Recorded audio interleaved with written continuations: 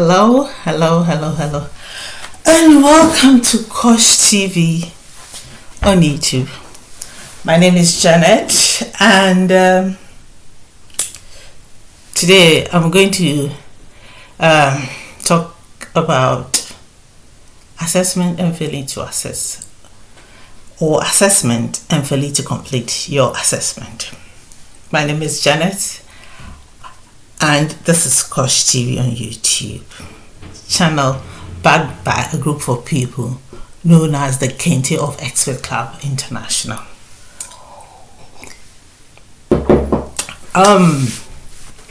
Okay, before I continue, please remember to share, like, make comment. Honestly, I'm a bit concerned with my my views. I'm not seeing much of views. I've had 12 subscribers and it's still the same. What's going on? Is someone out there blocking my viewers from viewing, or is someone out there just not allowing the channel to be accessed by others? Please. I'm doing this to share the little knowledge I have, to learn from you as well. Hopefully the other club members will join in. So let me see my viewers, okay? And when you view, that gives me the motivation to actually do more, to talk more about issues affecting our health system, and discuss some conditions with you, okay? So the viewing numbers really helps. So please view and subscribe if you can. View and subscribe if you can. All right. So today, and one more thing. This is very important.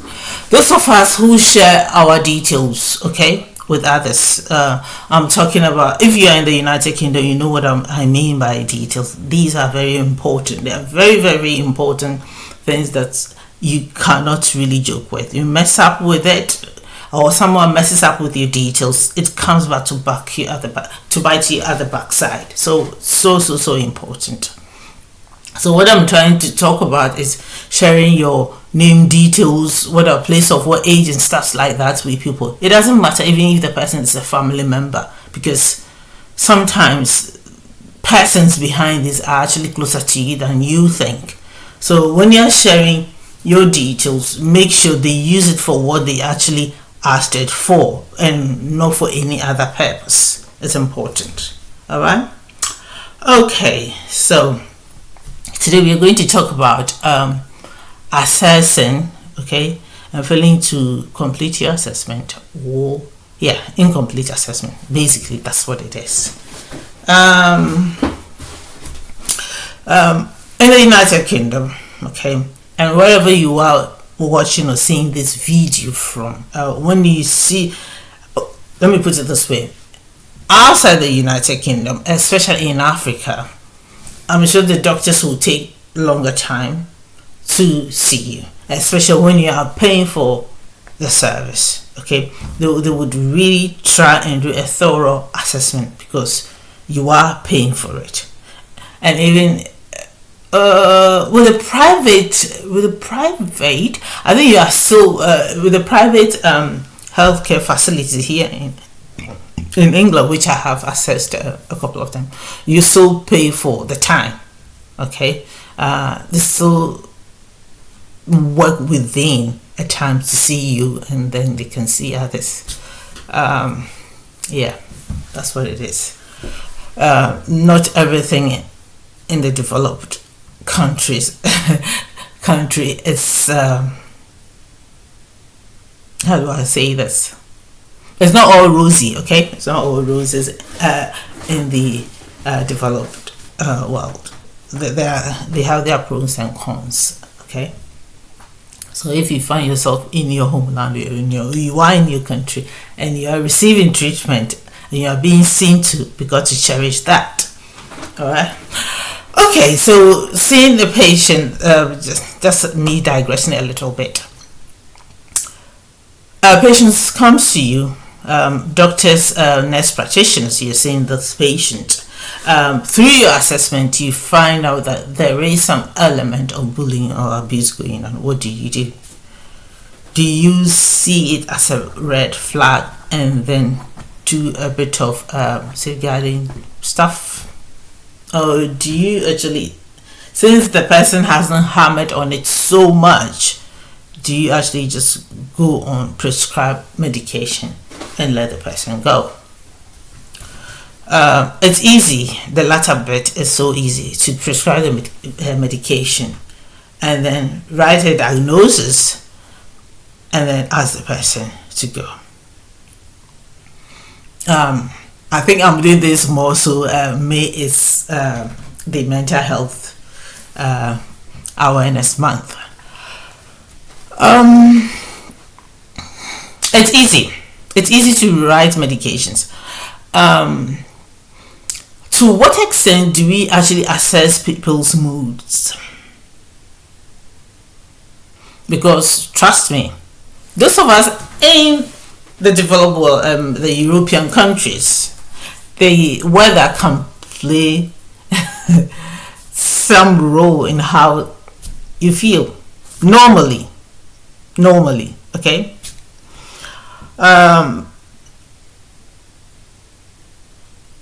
Yes, there are situations when you feel so hyper because probably you're going to go to work to make some money. I mean, when I first came to England, because of the extras that I would get in terms of payment, that's from the beginning. I didn't mind being woken up out of my sleep to come and take up a shift. Okay, I didn't mind. And the thing is this: you see that you are valued. Okay, that sense of being valued gives you the feeling that you are appreciated, and especially if it's coming from someone like you really respect. Quickly you jump into whatever vehicle that is available and then get off to go and work. But as time passes, things do change, responsibilities do change, and all these play a role on how the person reacts to situations.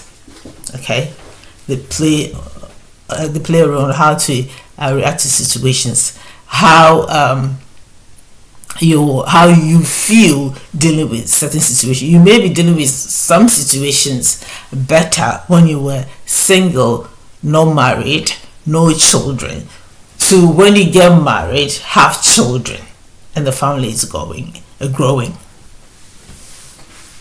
So all these factors do come into play when we are talking about how someone is actually reacting or behaving to situations. So you, the doctor, you, the nurse practitioner who is seeing such a person, do you take all this into consideration? The person may be dealing with some marital issues. The person may be dealing with some form of abuse or bullying at the workplace. Do you just prescribe medication saying that, oh, you are depressed, I think there is some form of depression there, and ask the person to go away? Or do you go further to fill in the safeguarding forms? Do you do that?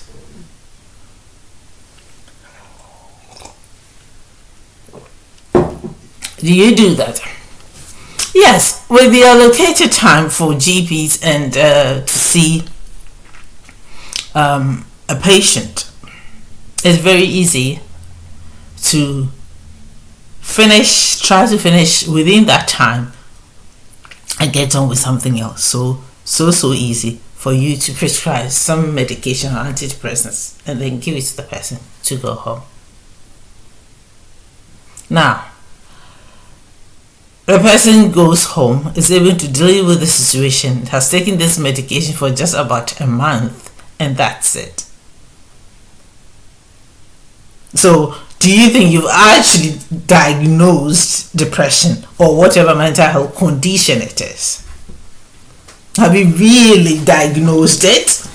Or you found an easy way out for a situation that you could have helped to stop? Have you thought about it this way, that that patient you are writing the antidepressant for may not need it, and that if you went ahead to fill in a safeguarding form, that bullying or abuse the person is going through will be stopped? I'm not saying everybody does that, but I'm just saying, I'm sharing my thought here today. I'm sharing my thoughts. So let's take time to do our assessment. Look, the thing is this. I know government could do better with allocated time for GPs. I know government could do better with employing more healthcare personnel to actually do the work. Yes, when I first came into England, it wasn't difficult for me to see my GP.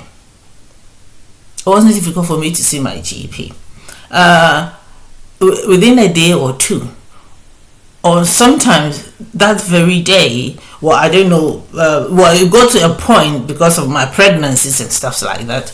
Sometimes I could see a doctor that very day. See where I'm coming from? This time, these days, things have changed. It's no longer like that. There are so many changes happening. But do we take the trouble to actually really assess our patients when we get into contact with them, when we talk to them?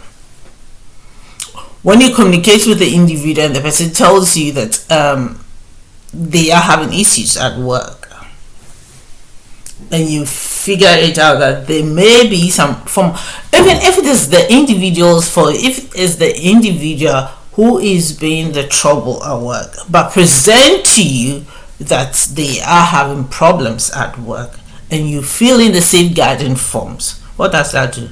The individual would be also spoken with, and those involved will also be spoken with or be contacted, and you potentially would have stopped prescribing medication to that patient that you are prescribing that antidepressant for.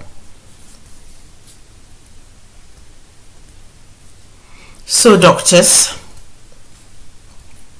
my fellow nurses, and the practitioners, let's take the trouble to complete. Let's do a thorough assessment, and let's take the trouble to complete our assessment. Sometimes this easy way out is not really prescribing some medication.